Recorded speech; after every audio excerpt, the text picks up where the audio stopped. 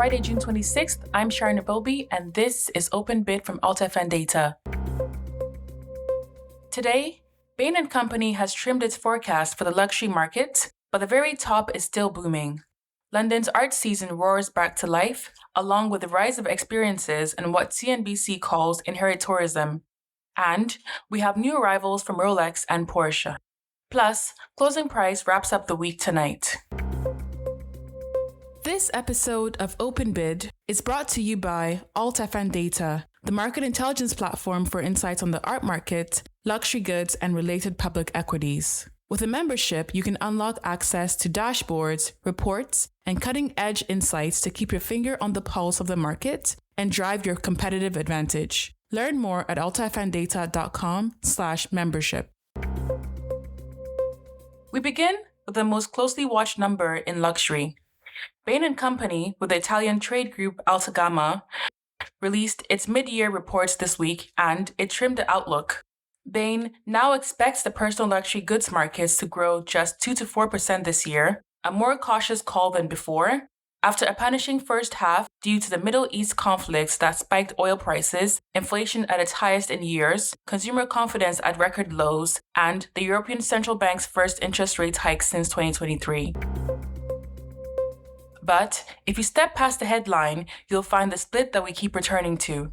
Bain's caution is about the broad markets, the entry-level handbag, and the aspirational shopper. The very top is another story altogether. This week alone, a single Modigliani sold for $63.9 million in London, and in our own data with the year's top results, we have a $25.6 million jade necklace, along with Ferraris and watches clearing 8 figures which keep climbing. The middle of the market is what's shaky, while the top of the market has rarely looked stronger.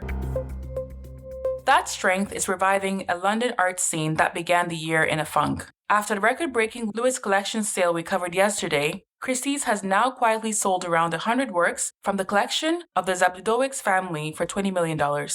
With 2 major single-owner collections coming to market in a single week and both finding buyers, this is a strong signal that confidence is returning to the top of the art trade, at least in London.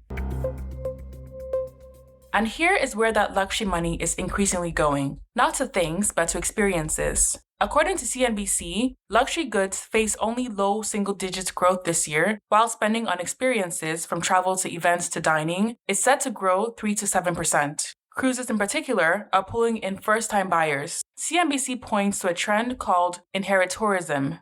Wealthy families traveling together as a younger inheriting generation adopts its parents' taste for travel over status symbols. It is the same story Bain is telling from a different angle. The market for buying things is maturing, while the market for doing things is not.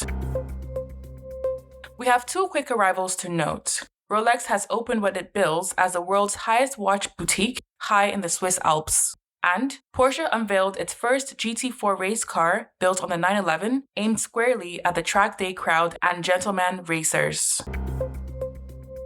Finally, the markets are limping to the finish of a wild week. After days of a tech sell-off and then a luxury rebound, the European luxury names opened quietly mixed this morning, most of them barely changed.